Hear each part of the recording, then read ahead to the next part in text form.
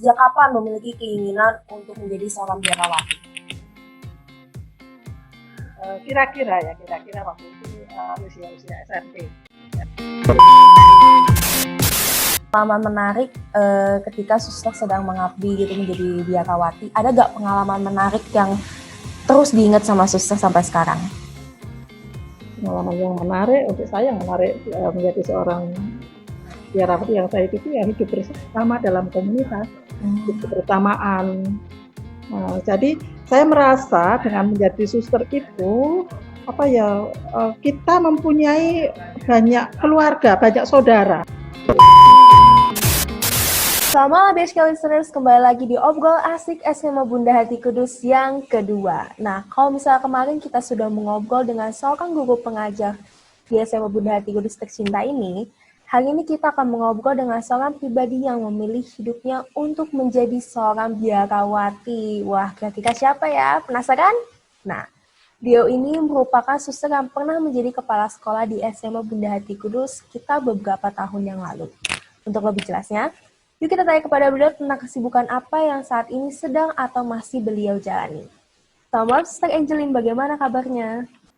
Selamat malam, Stella. Kabar baik-baik, sehat-sehat, puji Tuhan, kami sehat.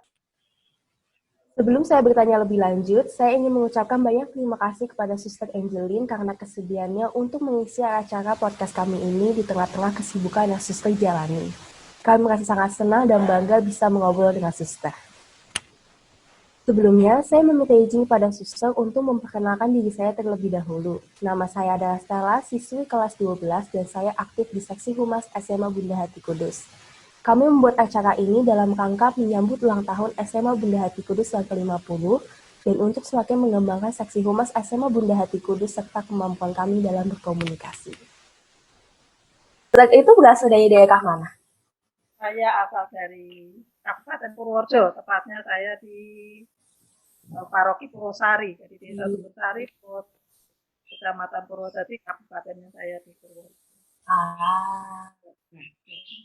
Menurut suster, apa yang menjadi ciri khas di daerah? Misalnya seperti karakter orang-orangnya gitu. Ciri khas yang ada di daerah suster, misalnya mungkin karakter penduduk atau masyarakat di sekitar suster itu seperti apa gitu. Karakter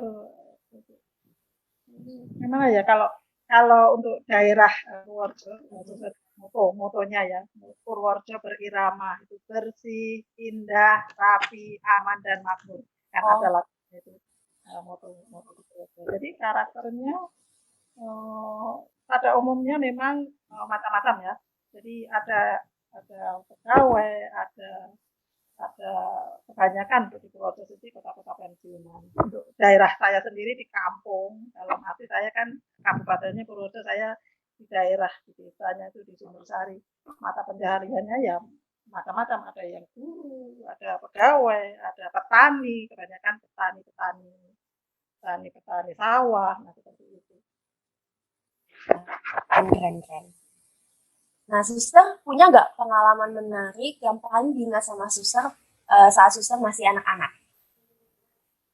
Waktu masih muda, sewaktu saya di bangku di sekolah dasar, yang pengalaman yang saya sangat menarik itu belajar kelompok dengan teman, ya, belajar kelompok. Jadi kesempatan saya bisa bermain keluar karena saya termasuk anak yang waktu kecil itu rumahan ya, dalam arti jarang saya bermain keluar begitu. Jadi kesempatan kalau belajar kelompok bersama di usia SD itu kesempatan saya bisa berinteraksi, bermain secara bebas di luar dengan teman-teman. Berarti biasanya suster itu dilarang untuk keluar, apa emang suster keluarnya pas kerja kelompok aja gitu?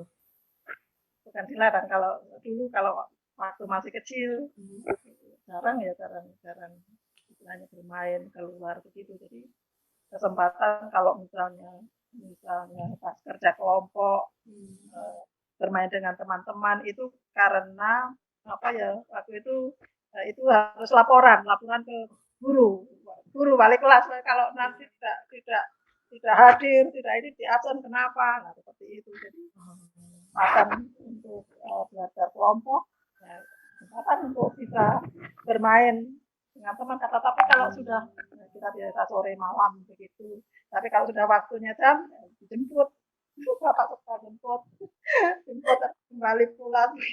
Kalau Oh. main begitu kita kalau main nggak bisa sendiri, ada adik. Nah, tapi kita dapat bermain karena biasanya saya kalau kalau itu pasti hanya ke tempatnya nenek waktu itu. Nenek dari bapak kan masih ada waktu itu, paling-paling kalau itu ya bantu nenek, kita bantu. Nah, seperti itu kurang lebih. Wah, keren, keren, keren. Nah, kalau boleh tahu nih, Suster, sejak kapan memiliki keinginan untuk menjadi seorang biarawati? Kira-kira waktu itu usia SMP. Usia SMP itu karena waktu itu ada suster ya, suster-suster dari PPHK di Purworejo yang kebetulan misa di waktu itu stasi kami Purwosari itu stasi dari Purworejo waktu itu waktu saya masih kecil, sekarang sudah jadi paroki sendiri. Nah, waktu itu suster dari Purworejo itu ke Purwosari, ada acara aksi panggilan. Saya melihat pertama kok lihat suster itu sepertinya suci ya, senang hidupnya, rukun, gembira. Nah, seperti itu awal mula tertarik. Awal mula tertarik. Lalu, nah, itu sudah dari usia SMP waktu itu. Nah, tapi sudah berjalannya waktu, berjalan. Nah, kebetulan setelah SMP saya melanjutkan sekolah di SPG, SPG Kuburan di Purworejo itu kan bersebelahan dengan susteran. Nah, di sana, nah itu kesempatan untuk berjumpa dengan suster. Kebetulan suster kepala sekolah kami itu suster Bernarda waktu itu, sekarang sudah almarhum, itu suster PPHK. Nah, dari sana intensnya saya bisa apa ya, keinginan yang waktu itu SMP, sudah SMP lalu hilang, tetapi setelah SMA, SPG muncul kembali. Nah, dari situ baru setelah SPG saya memutuskan untuk kalau waktu itu mengikut masuk aspiran itu berarti mengenal secara lebih dekat. Jadi saya tinggal di Paraan waktu itu, di Paraan Pilanala. Nah, karena saya dari SPG, sembari saya mengajar dari guru kelas 2 SD waktu itu. Nah, itu sembari saya tinggal di susteran, lalu mengenal suster PPHK secara lebih dekat. Oh, wah. Tapi lama juga ya, Suster, dari SMP loh. Tapi SMP kan waktu itu terus karena di kampung ya jarang, kalau sesekali ada suster datang begitu berkunjung, pastor-pastor juga berkunjung. Nah, itu yang menumbuhkan apa ya, iman, keinginan saya untuk menjadi suster. Oh, wah, wah, keren, keren banget, Suster. Nah, selain Suster melihat seperti suster-suster lain itu, biarawati itu suci gitu, apa hal lain yang membuat Suster berkeinginan untuk menjadi seorang biarawati? Ada gak faktor lain yang mempengaruhi Suster untuk masuk ke dalam dunia biarawati? Awalnya saya awal mula kan saya tuh kalau lihat suster itu suci begitu, keinginan awal. Tetapi lama kelamaan saya kok ingin jadi suster karena melihat suster-suster waktu itu, suster di Purworejo kan ada panti asuhan, itu kepala sekolah SD waktu itu yang namanya suster Florencia sering berangkat ke sekolah dengan anak-anak panti asuhan panti Rini Purworejo. Dengan mereka berangkat ke sekolah, anak-anak kok senang sekali dan dengan suster itu sepertinya gembira sekali. Lalu ada keinginan saya untuk menjadi, saya kan nanti kalau jadi suster saya ingin jadi ibu asrama panti asuhan. Nah, itu seperti itu keinginan awal saya, ingin menjadi ibu asrama di panti asuhan panti Rini. Itu keinginan setelah berkembang seperti itu. Tetapi setelah saya mencoba masuk, ya saya belum pernah, selama ini ya belum pernah mendapatkan tugas di panti asuhan sesuai dengan keinginan semula. Jadi Suster ini termasuk orang yang suka anak kecil ya? Nah, anak kecil gitu kan. Ya, suka ya, bagaimana ya, saya kadang-kadang kalau anak-anak kecil dengan saya itu kadang-kadang suka takut, nah, seperti itu. Tetapi kalau ada keinginan dari hati saya, awalnya timbul untuk menjadi suster itu ya itu kan. Kira suster menjadi seorang biarawati. Saya kaul pertama itu tahun 91, 30 Agustus tahun 91, berarti saya sudah berkaul 29 tahun. Jadi profesi kaul saya itu sudah 29 tahun. Masa pembinaan pendidikan kan sejak dari aspiran tahun 86, 87, 86 terus masuk 87, 88 itu postulan, 89 itu novis, 89, 90 dan 2 tahun novis, 91 saya kaul profesi pertama. Jadi berarti saya sudah menjadi suster secara apa itu namanya berkaul 29 tahun saya berkaul gitu. Jadi, lama banget sih. Sudah 29 tahun. Wah. Itu kalau belajar jadi seorang biarawati itu lama nggak sih suster? Sulit gitu nggak? Sulit atau tidak? Untuk saya tidak sulit. Lamanya itu jadi pembinaan. Kalau sekarang tahap aspiran, aspiran paling tidak setengah tahun. Aspiran, jadi pengenalan tentang hidup di biara PPHK, mengenal secara lebih dekat, itu berkomunitas. Nah, seperti itu. Setelah itu kurang lebih 6 bulan secara pembinaan intensif. Tetapi kalau sebelum intensif biasanya di komunitas-komunitas di mana suster-suster PPHK berada. Nah, ini pembinaan intensif. Nah, seperti ini, suster nanti besok hari Senin akan ke Purworejo karena tanggal 8 hari Selasa akan ada pembinaan intensif masa aspiran. Nah, itu kurang lebih 6 bulan baru nanti mengalami pembinaan di postulan 1 tahun, Juli sampai Juli, lalu masuk novis itu 2 tahun, novis pertama novis tahun kanonik berarti itu selama 1 tahun tidak boleh keluar dari hidup, hanya berdoa, mendalami konstitusi, kitab suci, hukum gereja dan lain sebagainya. Lalu novis tahun kedua yang baru orientasi, kesempatan belajar di komunitas, mengenal karya-karya suster ada di komunitas seperti itu. Karya-karya apa yang ada di PPHK itu karya pendidikan, ada karya kesehatan, karya sosial, pastoral, dan seperti itu. Jadi kalau pembinaannya secara itu 1 tahun postulan, 2 tahun novis, ya 3 tahun ya berarti. Kalau dengan aspiran ya berarti 3 tahun setengah. Tapi prosesnya belajarnya juga lama juga ya suster ya kalau dipikir-pikir ya. 3 tahun setengah. Nah, dari selama ini suster menjadi seorang biarawati, suster punya gak sih pengalaman menarik ketika suster sedang mengabdi gitu menjadi biarawati? Ada gak pengalaman menarik yang terus diingat sama suster sampai sekarang? Pengalaman yang menarik untuk saya, yang menarik menjadi seorang biarawati yang saya itu ya hidup bersama dalam komunitas, hidup bersamaan. Jadi saya merasa dengan menjadi suster itu apa ya, kita mempunyai banyak keluarga, banyak saudara. Contohnya, karena apa? Karena waktu bapak ibu saya meninggal, yang pertama kali bisa datang, bisa apa ya cepat ke rumah begitu. Saya tentu waktu itu pengalaman ibu saya meninggal waktu itu saya masih di Tegal, komunitas Tegal. Nah, waktu sakit, nah itu saya menelpon para suster yang ada di Purworejo untuk berkunjung ke rumah dulu, bagaimana keadaan ibu, baru setelah diberitahukan suster segera pulang. Nah itu, jadi dengan begitu apa ya, jadi dalam kebersamaan, kekeluargaan itu yang untuk saya bukan menjauhkan dari keluarga, tetapi malah mendekatkan. Jadi suster-suster itu menjadi keluarga saudara saya. Jadi menjadi punya banyak saudara. Itu saya merasa seperti itu. Jadi seperti punya keluarga baru ya? Ya, itu komunitas baru.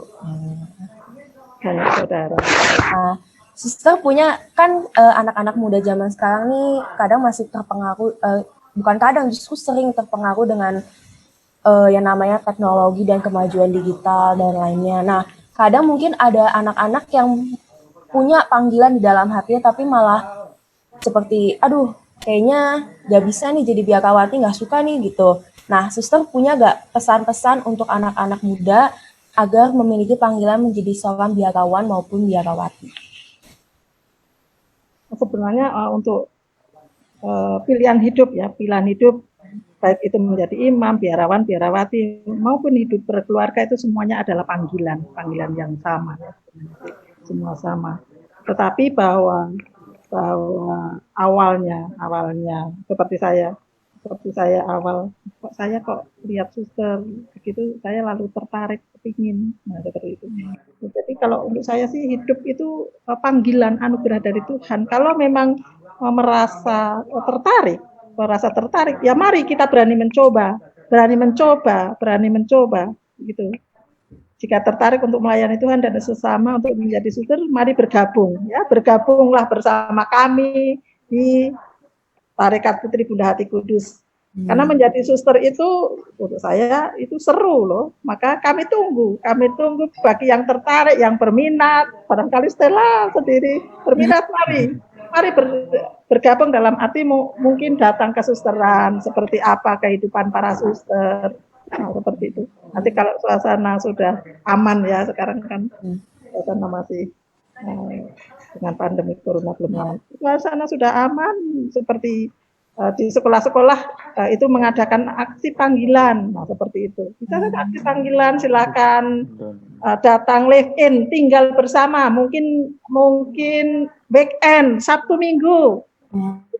Kalau di Grogol ya boleh di susteran Grogol atau di susteran Kramat atau di susteran Kota Wisata untuk yang PPHK. Jadi silakan yang mungkin merasa tertarik ingin mencoba seperti apa sih hidup seorang suster. Nah mari bergabung, lalu boleh weekend Sabtu Minggu untuk tinggal berada bersama para suster. Nah, mungkin bisa dari situ bisa refleksi, oh gimana sih panggilan saya cocok enggak, nah, seperti itu. Awal mungkin bisa bergabung, datang weekend kita terbuka ya, bisa di Grogol, bisa di Keramat, bisa di Kota Wisata. Silahkan yang mudi-mudi yang ingin mengenal, yang ingin mengenal, ya silakan boleh. Kalau suasana sudah aman ya. Tapi sering seperti itu, sering ada setiap tahun itu pasti ada minggu-minggu panggilan, lalu kami terbuka untuk anak-anak muda, anak-anak mudi-mudi yang ingin live in, ingin mengalami mungkin weekend Sabtu Minggu. Seperti apa sih hidup biarawati gitu ya? Kami ada doa pagi sebelum para suster bekerja masing-masing di tugas perutusannya masing-masing kan pagi mesti doa bersama brevir, sudah itu perayaan Ekaristi, baru di tugas masing-masing. Sesudah itu sore juga doa bersama lagi. Nah kalau hari Minggu itu pagi doa bersama, siang jam 12 doa bersama, sore juga doa bersama. Mungkin kalau weekend Sabtu Minggu silakan, mari yang ingin bergabung, ingin mengetahui seperti apa sih kehidupan para suster, mari silakan, kami terbuka untuk lebih-lebih dari BHK ini dari tahun 71 hampir usia 50 tahun belum ada suster dari murid kami BHK. Saya itu dari SPG Bruderan, sekolahnya milik Bruder Karitas, tetapi karena kepala sekolahnya saya waktu itu suster PPHK, saya tertarik untuk menjadi suster ya, kita tahunya itu PPHK. Oh. Tidak di BHK belum ada ya menjadi suster ya?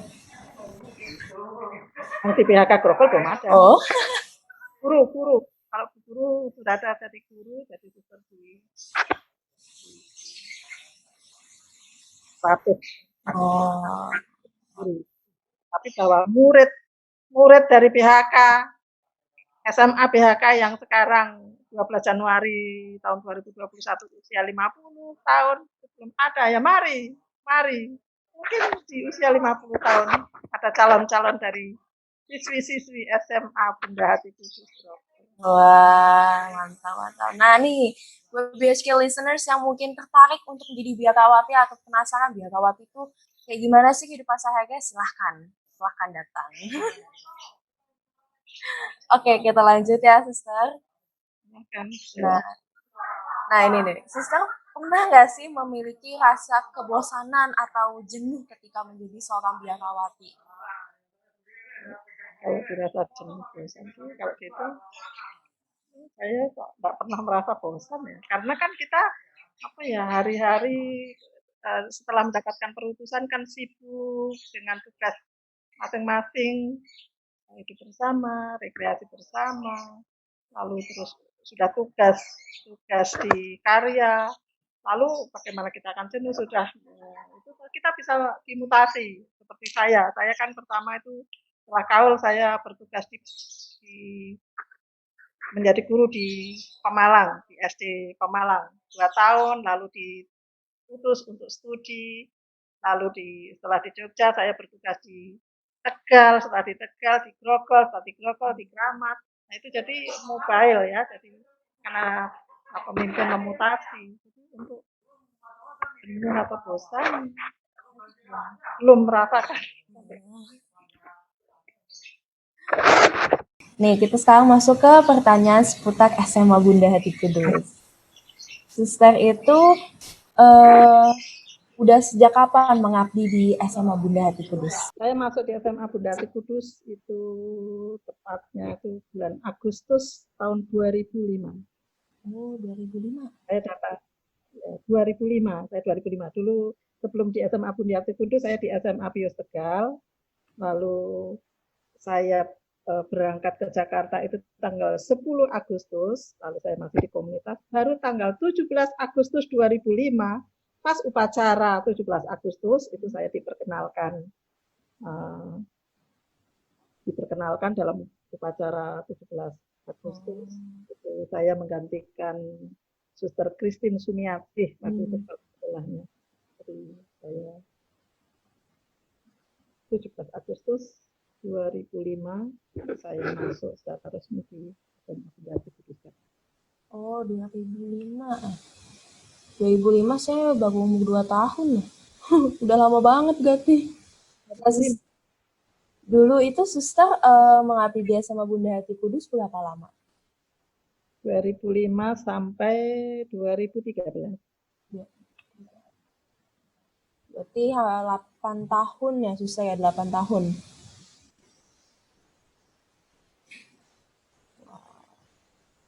Ketika mengabdi di SMA Bunda Hati Kudus, Suster sebelumnya langsung jadi kepala sekolah atau misalnya jadi suster yang belum jadi kepala sekolah?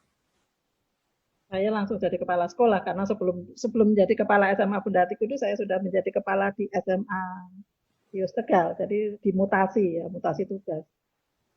Saya 3 tahun, karena sudah dari SMA Pius Tegal kepala sekolah, lalu pemimpin memutasi saya untuk tugas di SMA Bunda Hati Kudus yang menjadi kepala sekolah.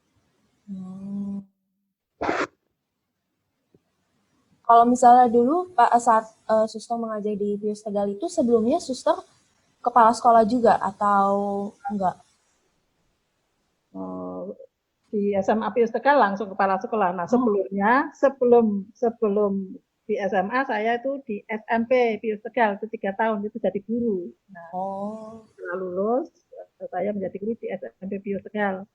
Nah setelah di SMP Pius Tegal menjadi guru itu lalu saya dipindahkan ke SMA itu lalu langsung jadi kepala sekolah di SMA Pius Tegal. Nah 3 tahun di SMA Pius Tegal baru saya dimutasi di Grogol langsung jadi kepala sekolah karena sudah dari Tegal ya. Jadi sudah berpengalaman ya Suster ya. Pengalaman belajar itu.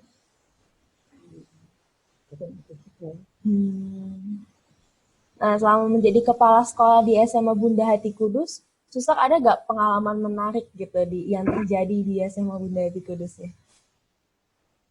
Pengalaman yang menarik ya.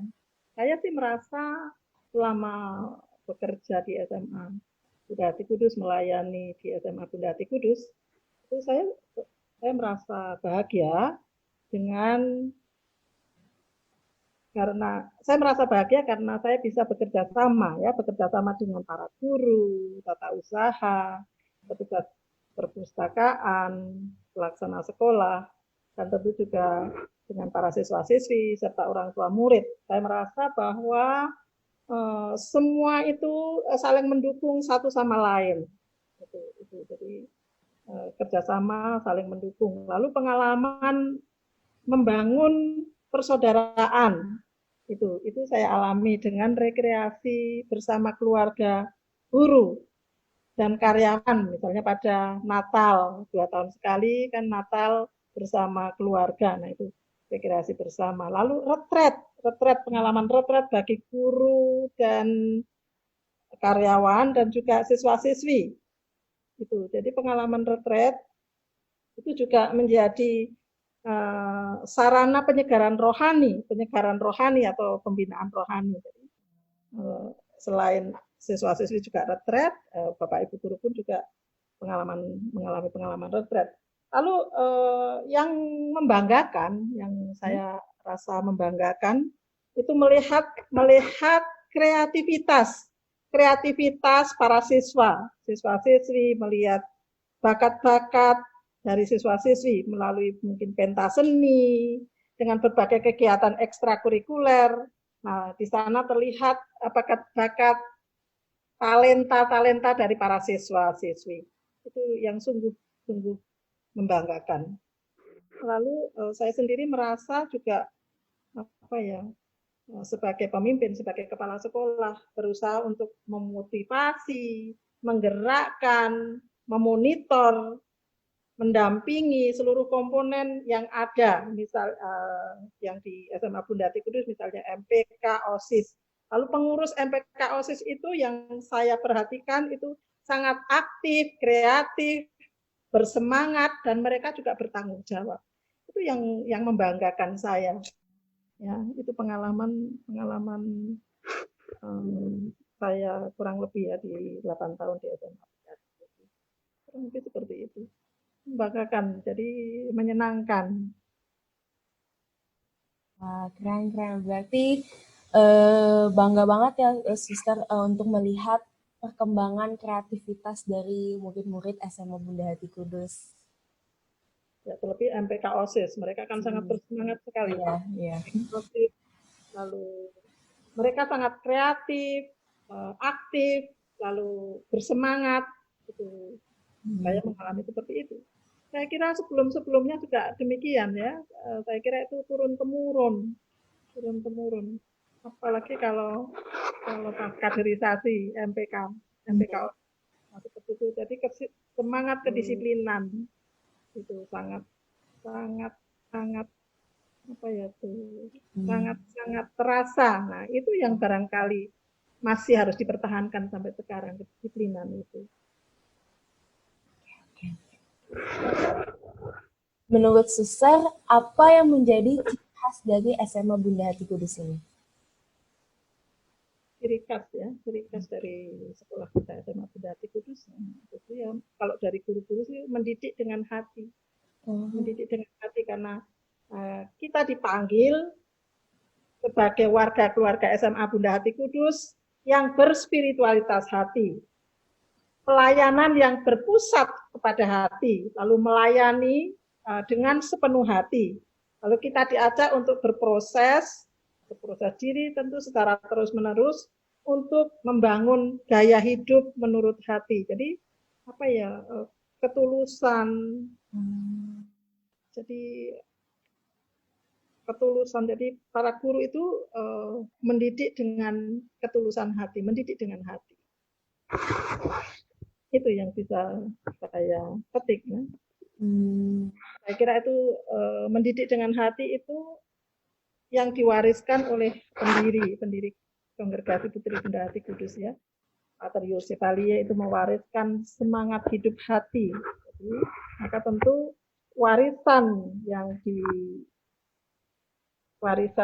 diberikan oleh pater pendiri Kongregasi Putri Bunda Hati Kudus itu juga harus dihidupi oleh siapa saja yang bekerja sama secara khusus di Yayasan Adi Dharma, terlebih di SMA Bunda Hati Kudus.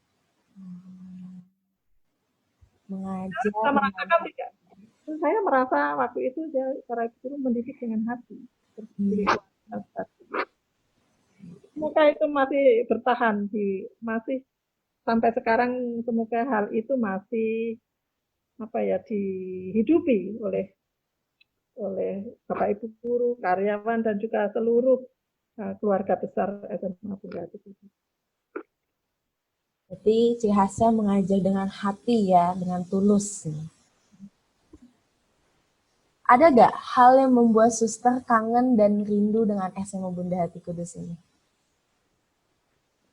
Untuk saya yang membuat kangen rindu itu suasana persaudaraan dan keakraban. Lalu nilai-nilai religius ya yang dibangun sejak awal berdiri ya, SMA Bunda Hati Kudus itu masih dipertahankan. Contohnya setiap Senin itu bergilir, ada misa kelas, lalu pagi sebelum pelajaran dimulai itu renungan. Saya kira hal itu masih dipertahankan. Jadi suasana yang akrab persaudaraan itu yang membuat yang membuat rindu ya, dalam arti ingin merasakan kembali waktu 2005 sampai 2013. Baik. Nah, saat ini kan SMA Bunda Hati Kudus sudah hampir mencapai umur ke-50 tahun. Menurut suster, apa yang membuat SMA Bunda Hati Kudus bertahan sampai saat ini dan terus memberikan eksistensinya untuk dunia pendidikan di Indonesia? Ya, menurut saya mempertahankan nilai-nilai kehidupan tadi, jadi mendidik dengan hati, sehingga kepercayaan masyarakat terhadap SMA Bunda Hati Kudus itu masih tetap eksis. Karena istilahnya guru-guru mendidik dengan hati, paling tidak itu kepercayaan masyarakat untuk orang tua. Lalu kalau promosi kan berarti dari anak itu sendiri. Nah, seperti itu. Jadi anak sendiri yang mengalami, karena Bapak Ibu gurunya mendidik dengan ketulusan. Jadi nilai-nilai kehidupan, mendidik dengan hati, sehingga kepercayaan masyarakat terhadap SMA Bunda Hati Kudus itu masih eksis, masih dipertahankan. Jadi SMA Bunda Hati Kudus harus mempertahankan cara mengajarnya ya Sister. Mendidik dengan hati.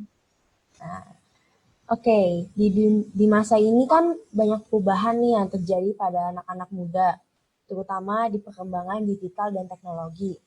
Suster, ada gak pesan-pesan bagi anak-anak muda sekarang ini yang sedang menghadapi tantangan di zaman saat ini? Jadi secara khusus di masa pandemi ini ya, sebelum pandemi barangkali kegiatan belajar mengajar bisa tatap muka. Nah, di masa pandemi ini, penggunaan teknologi digital ini saya kira merambah ke segala kehidupan. Untuk itu, kepada kaum muda secara khusus di SMA Bunda Hati Kudus, bijaksanalah memaknai era teknologi yang canggih ini. Jadi Anda harus mampu menjaga keseimbangan, ya, harus menjaga keseimbangan antara ilmu pengetahuan dan iman. Jadi pikiran dan hati yang jernih. Maka perkembangan teknologi itu akan memberi manfaat. Ya, jadi harus ada keseimbangan antara ilmu dan iman. Lalu jaga pikiran hati yang jernih. Maka perkembangan teknologi akan memberi manfaat ya bagi generasi muda. Jadi menggunakan sarana internet atau media sosial itu secara bijak, ya, harus bijak. Karena tidak dapat dipungkiri bahwa perkembangan teknologi dan internet itu bisa membawa dampak yang positif maupun dampak yang negatif bagi anak muda apabila tidak hati-hati cara menggunakannya. Oleh karena itu, para siswa-siswi SMA Bunda Hati Kudus sebagai generasi penerus bangsa harus mengambil makna yang positif. Ya, saya berpesan, ambillah makna yang positif. Jadi Anda bisa menggunakan internet untuk mencari ide-ide kreatif. Bisa mungkin lewat Google, melihat tutorial kreatif di YouTube, lalu membuat foto-foto yang menarik untuk ditampilkan mungkin di Instagram, lalu di Facebook, lalu tentu masih banyak lagi. Lalu pada dasarnya dampak positif dari kemajuan teknologi akan dirasakan ketika para siswa menggunakannya secara positif. Maka pesan saya, jadilah pengguna digital yang cerdas, kreatif, inovatif, dan efektif untuk kebutuhan belajar dan berorganisasi. Jadi intinya bahwa kalian sebagai siswa-siswi SMA Bunda Hati Kudus jadilah pengguna digital yang cerdas, yang kreatif, inovatif, efektif untuk kebutuhan belajar dan berorganisasi. Itu saja pesan saya. Wah. Jadi manfaat yang positif yang dikembangkan ya.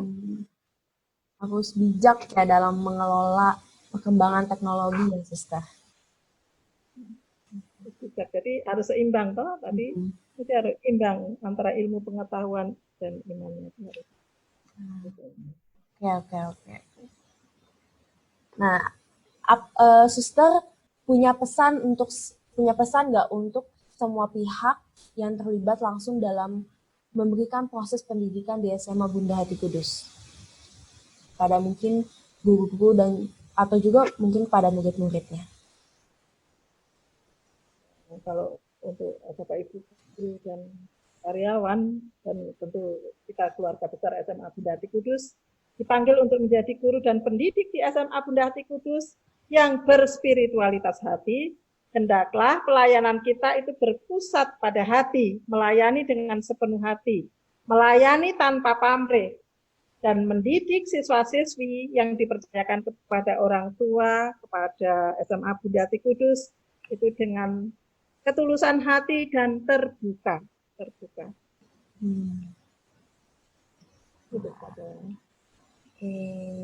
Terima kasih Sister atas pesannya. Berarti harus tetap menggunakan nilai spiritualitas hati ya.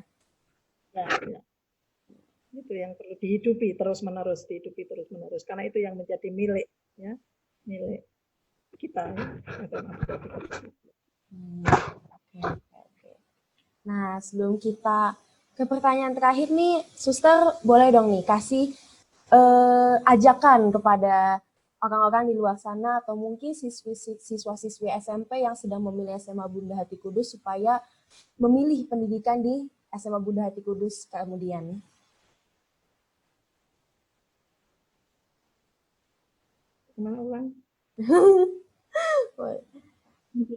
Untuk siswa-siswi memberikan ajakan kepada pihak-pihak di luar sana yang mungkin siswa-siswa SMP yang sedang bingung nih mau SMA di mana nih gitu supaya nanti mereka memilih pendidikannya di SMA Bunda Hati Kudus. Lebih-lebih anak-anak dari SMP Bunda Hati Kudus tidak usah mencari sekolah yang lain karena SMA Bunda Hati Kudus adalah SMA yang Bapak Ibu gurunya mendidik dengan hati. Jadi mari ke SMA Bunda Hati Kudus. Tidak usah mencari sekolah-sekolah yang lain yang di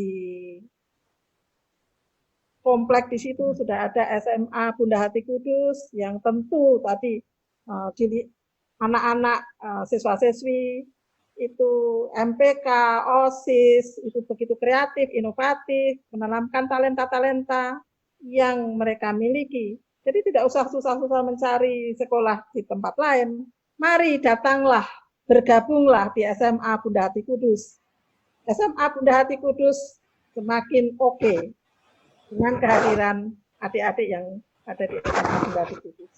Nah, berarti ini buat semua BHK listeners yang sedang mendengarkan, kalau misalnya ada keluarga atau temannya yang masih SMP atau mungkin di tingkat lain yang masuk sekolah, masuklah ke BHK.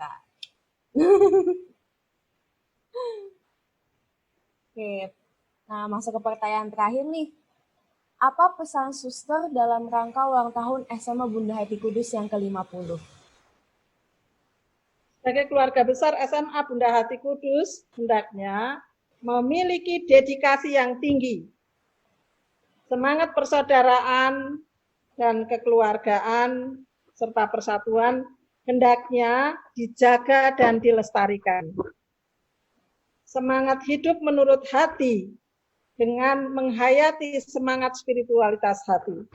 Lalu Provisiat, Dirgahayu SMA Bunda Hati Kudus.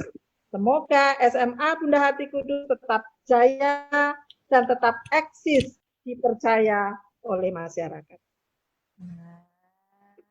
Oke, terima kasih suster pesannya. Wah, sangat memotivasi. Wah, mantap. Nah, sepertinya kita sudah sampai di penghujung acara, suster. Nah, sebelum saya tutup, suster ada mungkin kesan atau pesan yang ingin suster sampaikan kepada kita semua yang mungkin tadi belum disampaikan selama kita ngobrol-ngobrol. Apakah ada, suster? Pesan untuk saya kira untuk semua sudah saya sampaikan. Oke. Pesannya untuk anak-anak ya. Semoga SMA Bunda Hati Kudus tetap jaya, tetap eksis, lalu maju terus dan menghasilkan lulusan-lulusan yang mampu bersaing. Gitu. Jadi usahakan lulusan-lulusan SMA Bunda Hati Kudus itu mampu bersaing dalam bidang akademik maupun dalam bidang non akademik. Jadi mampu bersaing dengan sekolah-sekolah yang lain. Oke. Untuk anak-anak ya, untuk para siswa. Jadi pertahankan prestasi yang ada. Semoga lulusan-lulusan SMA Bunda Hati Kudus itu mampu bersaing baik di bidang akademik maupun bidang non akademik. Jadi semoga para siswa-siswi tetap semangat, lalu disiplin, yaitu mempertahankan disiplin yang sudah ada sejak awal. Yaitu, jadi tolong itu dipertahankan ya, disiplin, lalu rajin, prestasi dipertahankan dan silahkan bersaing dengan sekolah-sekolah yang ada di sekitar, baik bidang akademik maupun non akademik. Terima kasih suster atas pesannya.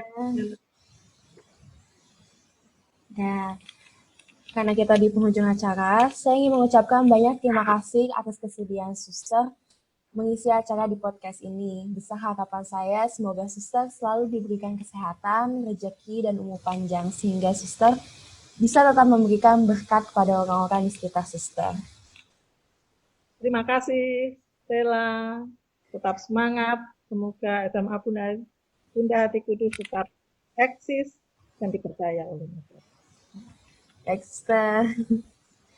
Nah, baik, karena kita sudah selesai, saya ingin mengucapkan terima kasih kepada suster yang sebesar-besarnya, dan saya ucapkan selamat malam, selamat melanjutkan aktivitasnya. Terima kasih, Stella. Terima kasih, suster. Oke, BHK listeners, itu tadi podcast Obrol Asik SMA Bunda Hati Kudus yang kedua. Gimana? Seru kan ngobrol dengan suster? Kalau misalnya BHK listeners penasaran, pantengin terus ya YouTube SMA Bunda Hati Kudus Grogol di bawah ini. Dan jangan lupa klik like, subscribe, dan nyalain loncengnya biar BHK listeners bisa melihat podcast dan video seru lainnya. Dan bila kalian ingin mendengarkan episode podcast lainnya, bisa langsung cek podcast SMA Bunda Hati Kudus Suara BHK di Spotify ataupun Google Podcast. Terima kasih kepada semua BHK listeners yang telah mendengarkan podcast kali ini dan sampai ketemu lagi di episode podcast berikutnya. Salam Suara BHK. Dan semuanya. Terima kasih kepada semua BHK listeners yang telah mendengarkan podcast kali ini dan sampai ketemu lagi di ulang-ulang ya Pak.